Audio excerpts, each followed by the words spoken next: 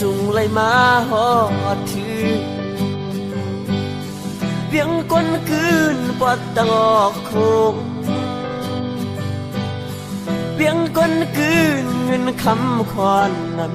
ำถุงเวียงเมสายลีก็จะซื้อนำไว้หูตัวป่าตกมีน้ำจิ้มสายอ่อนเลยสั่งแม่ไหลมาขพันยิงไตเล่าน้องเมสายเอ่ยลัดความหวานนาอยู่บนอ่อนโอ้น้องหาดีเทอุบลานสู่ซ้ำก็น้องดีก็สีผมค้างไว้ภายหลังสั่งว่าใจเมื่อยานกว่าไหนยันผักเสียงก่อนไม่อุกีน้ำใสตีจอมเพชรสามสีเวกายามเลี้ยวตัดผ่านปีเมื่อตึกเป็นแขกเล่ก็ตั้งมืดหายกัน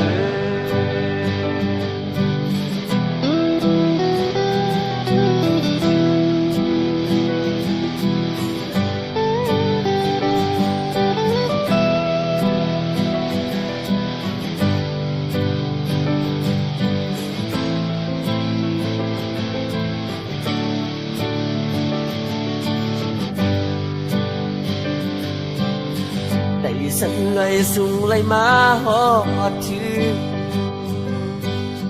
เวียงก้นคืนปอดตังออกโคงเวียงก้นคืนเงินคำคอนนำเมืองกาเมืองขายถึงตรงเมษายดีก็จะซื้อ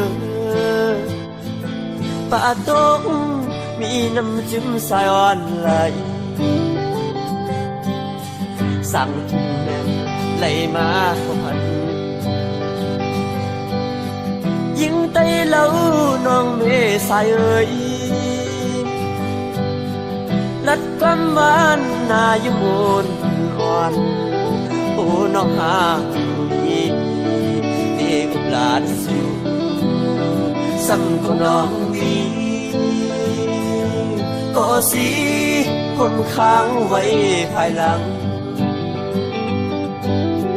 สั่งว่าใจเมื่อยานกว่าไหนยันผักเสียงก่อนไม่อุกีน้ำใสตีจอมเพชรสามสีเวกายามเลี้ยวตัดผ่านปีเมื่อตึกเป็นแขกเล่ก็ตั้งมืดหายก่อน